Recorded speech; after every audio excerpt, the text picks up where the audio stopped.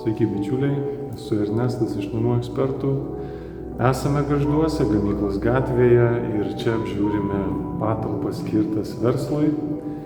Patalpos yra suprojektuotos maitinimo veiklai, tačiau kiti verslai ir veiklos taip pat gali būti čia vykdomos, kadangi tikrai yra labai daug vietos.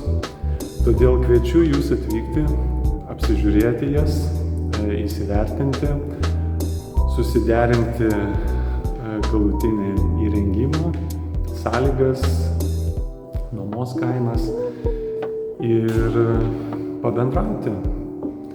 Tai bus labai puikiai galimybė jums patiems iš arti pamatyti jas, įsivertinti ir priimti jums tinkantį sprendimą.